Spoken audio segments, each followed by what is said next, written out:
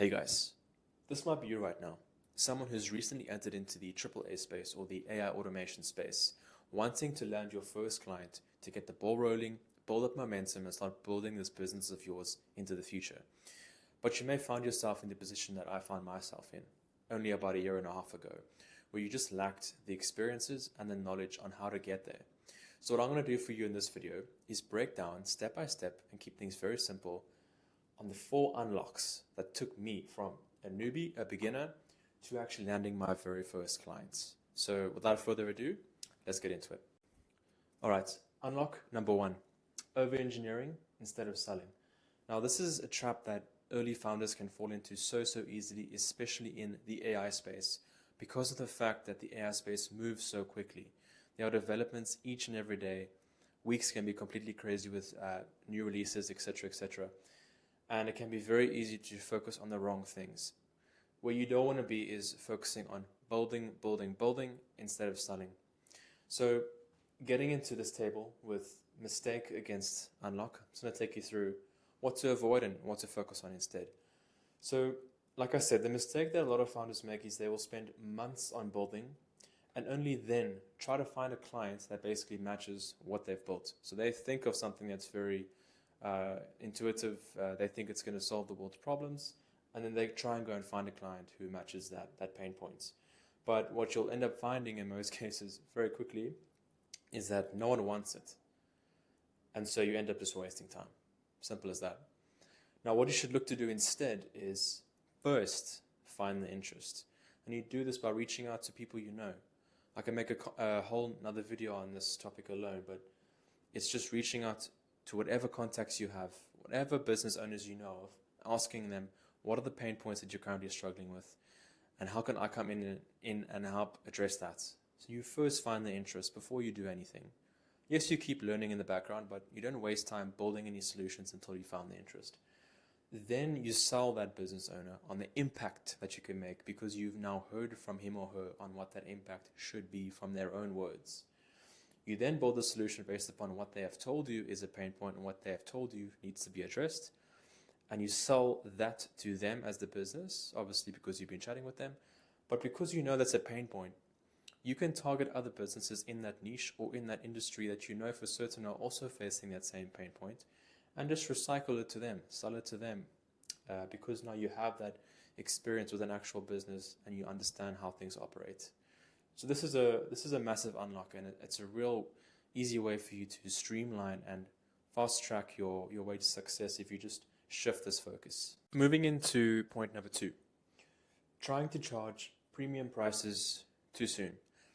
Now, what I've drawn for you guys over here is the graph of price versus trust. I'm sure many of you have seen it before, but I'm just going to reiterate or explain for those who haven't. So a big mistake that I see with people that are starting off for the very first time is they lose focus on what really is important when you're just starting off. When you're just trying to land your very first client, your goal should be that, just landing your very first client. You need to remember that when you're just starting off, you don't have any experience, you don't have a portfolio, you don't have any projects or companies behind you to your name. You're starting off with nothing. You're starting off with very little. So if you're going to set out with the goal of your first client being a $10,000 contract or $10,000 signing, you're already setting yourself up for a very difficult time. And I'll explain using this graph in front of you. So price to trust. When you're just starting off, trust from the business's perspective that you're looking to sell to is very low because your portfolio, it's empty. You don't have any previous clients. And what corresponds to low trust is high risk for that business. So you must see it from their perspective. You're coming in with no experience and you're asking them to pay $10,000 or whatever it might be for your very first project. Now that's not a very wise decision from a business perspective at all. So you can't blame them for thinking that way. You've got to focus on building up your trust over time. You've got to be thinking years in the future, up until the point where your trust is at such a level that you're able to get exponential returns on every project that you sign up for. As your trust builds, like I said, the price can increase exponentially. So at the very beginning, at the stage, you've got to focus on a pilot offer, which is basically just trying to get a client through the door. At the very, very least, they should cover their expenses. If you're going to come in and solve something for them that's a real pain point, remember what we spoke about in point number 1, if it's a real pain point for them, they should be at least willing or at least interested enough to cover the costs of whatever you're bringing in to solve. But what you're actually after is that incremental increase in trust, the building up of your portfolio, the building up of your solutions and experiences. And if you keep this in mind, it will help you, again, fast track yourself to getting in through the door of a company without having to go through all the effort of getting rejection after rejection. Not because of you or because of how bad your solution is, just because you're simply asking for too much in comparison to what you've already done in the past that company can look back on and assess the risk on when making that decision, whether to partner with you or not. All right, so how does this actually look? How do we follow on and end this point of what is the actual formula for that pilot offer that you should be implementing? So for point number 1 over here, it must solve a specific pain point. That's obviously very crucial, and that ties into the unlock number 1 that we mentioned before. If you've targeted the company and you've asked them, what problems are you having? What pain points do you want me to address? It sets you up for success immediately from the start. Now, point number 2, make it a low risk and high value offer. And this just makes it easy for both parties, especially for you who doesn't have any experience. Sometimes you don't really know what you're getting yourself into. You don't know what you're getting yourself signed into. And it's very important to keep this difficulty value matrix that I've drawn over here in mind. And very quickly, this is just saying that if any solution that you're gonna provide, it's gonna fall into one of these 4 blocks. It's either gonna be, for example, the thing that you want to avoid, which is low value and it's just hard to implement. It's hard to build, it's hard to implement. Or where you want to be. The whole goal is to have something that's high value and easy. Everyone's happy. It's easy for you to build. It's quick for you to make and implement, and it actually delivers on what you promised. It delivers on high value, addressing a pain point that the company has, and that's what you should be focusing on and avoiding everything else. And then finally, point number 3: get them to cover the costs at a minimum. Like I said before, that should be a way you can also assess the interests of the company that you're looking to partner with. Because once you partner with them, it's a very serious agreement. It's you promising a certain amount of your time, your mental capacity, your resources to get things completed and up to standard. And you don't want to be with a company that's going to be wasting your time, difficult to reach, not very keen to help you out when you need them, etc. And so you can kind of filter out companies who are bluffing, say they're interested, but if they're not willing to at least cover the costs and accept that risk, then I don't really think you should be partnering with them in the first place. So use this point as a nice filtering point when actually assessing whether you should be with someone or not. All right, guys, so here is unlock number 3, and that is selling AI as a product instead of as a solution.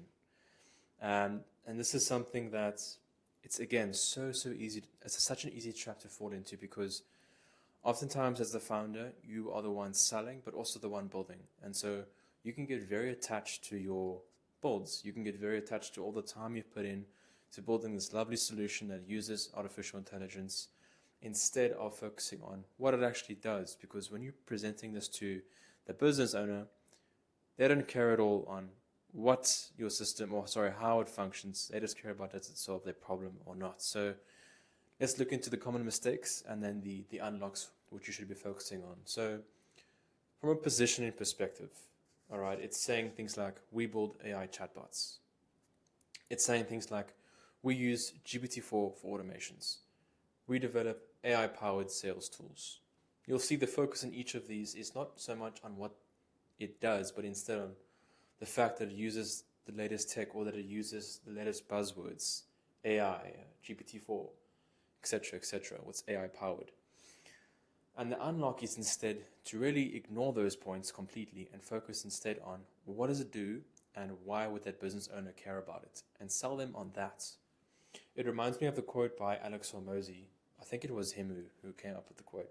Anyways, the quote says, sell the destination, not the plane ticket. And I think that summarizes up this unlock so well. You're selling the business owner on where the solution is going to take the company, not on how it gets them there. So let's look at the unlocks. A way to reposition the way you sell your solution is to incorporate that pain point or what it does. So we help e-commerce brands increase sales by 30% using AI. And honestly, you don't even really have to say the words using AI. It can just be, we help e-com brands increase sales by 30%. And I'm sure in the course of the conversations, they will be curious as to how you do that, how do you deliver such great results, and then you can say using AI, whatever it might be. Don't say more than you have to. Okay, point number 2, as an example, we reduce customer service response times by 70% through automation. Automation might be a better word to use because that can mean a lot of things. Number 3, we help B2B companies book 3 to 5 more sales calls per week on autopilot. So I'm sure you can get the idea on how you can phrase these positions instead of using the buzzwords to try and get the sale. Okay, so something that I've highlighted here is the fact that all 3 of these points, or all the way you structure your offerings, should be measurable. It should be so obvious in the business owner's mind why they should say yes. It's not just we can help increase this part of your business, or we can help increase sales by whatever. It's we can help increase sales by 30% or 35% or whatever it might be. Keeping things very measurable will take you a very long way in actually getting the sale. So yeah, I hope this unlock really opens up your perspective on things, and it really goes hand in hand with the previous unlock, which was tackling pricing.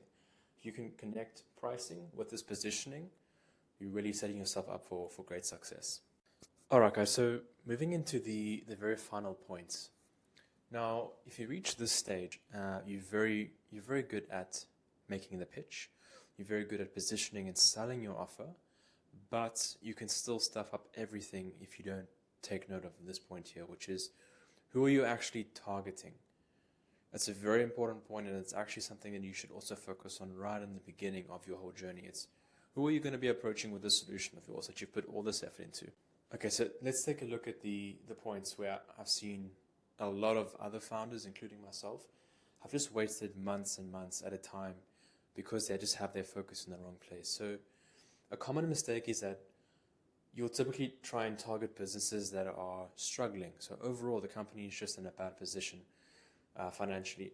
And because of that, they just don't have the budget for something or for a solution that's nice to have. Even if you position it as something that's very critical, a lot of these businesses are going to see it as a nice to have. It's not something that's absolutely crucial to their day-to-day functioning, especially if you're coming in now as someone who is just starting off with no previous experiences or no portfolio. They're just going to see you as a nice to have, not really take you that seriously. So you're setting yourself up for failure if you're targeting businesses that are already going to put you on the back foot or already be opposed to your solution from the get-go. Okay, so moving into point number 2, it's targeting old school companies that are very resistant to tech. So don't get me wrong, old school companies can be a great potential customer because everything you're doing is very old fashioned. There's so much room for you to come in and bring these new tech solutions and actually transform how to do business. I'm more referring to the companies that are resistant to tech. They're happy in their old ways. They want to stay using the systems and the technologies, or the lack thereof, going forward, as they see that that's how you do business. You want to try and avoid companies like that. You're just going to give you a hard time. And then lastly, companies with no clear workflow inefficiencies. So, I mean, I'm sure every single company has areas that can be improved, but the point I'm making here is just, if there's nothing very clear and obvious to you that can be improved with AI, it's going to be perhaps very difficult for you to also communicate how clear and how obvious that inefficiency is to the actual business owner or whoever you may be talking to. So try and stick to companies that have something very clear and very obvious that is currently holding them back, and that you can use that as an anchor point in your offering pitch or with your discussion with the business owner. So moving into the unlocks, the things that you should actually be focusing on. I've written here that startups in general are a great place, but also growth-focused businesses. And why I say this is because companies like these need innovation and they need to move fast. So startups in particular are a great place for you to start your journey. Yes, they may not be able to pay you as much as you would like, but remember, again, the whole point of this is to just get your first client. It's to build your portfolio, get some confidence, and actually start moving forward towards scaling and attracting higher clients in the future. So companies that need innovation and need to move fast will actually look to you as an upgrade and someone that can help them get to that next level. Because oftentimes AI and automation can actually help do things that a whole team would have to do, but at a fraction of the cost. So you can actually position it in that way as well. I'm just thinking now on the spot as a way for the startup to be able to use your solution for the better. Secondly, owners who already spend on digital tools. In other words, they see value in automation. So yeah, this is quite simple. It's just if you can see that a company is already very, again, obvious to the old school, they resist tech. This company is very for tech. You can have a much easier time presenting your offering and actually getting through the front door. And then lastly, they have an obvious problem AI can solve. Again, in clear opposition to this point over here, where there's just nothing clear that you can come in and help them with. If a company has a very obvious problem that you can solve, it's a lot easier to get through the front door and actually bring them that solution or bring it to their attention. Because I'm assuming if that's the case, that it's already something that's pestering them on a daily basis. And they may be very keen and eager to get someone in who can actually help them solve that.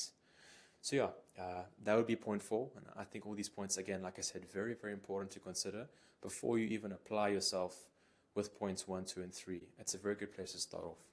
All right, guys, so that sums up the video. Again, here's a summary of all those 4 unlocks that I took you guys through. If you did like the video, then please do leave a like and subscribe. I'd really appreciate it in support of the channel. If you have any questions about this video as well, please drop them in the comments and I will reply to each one of them. And then let me know as well, what kind of topics would you like me to cover going forward? I really would appreciate any inputs and just to help give me some direction into what the community is looking to get some answers on going forward and what you find valuable. So yeah, once again, thank you so much. Have a blessed day further and we'll chat soon. Cheers.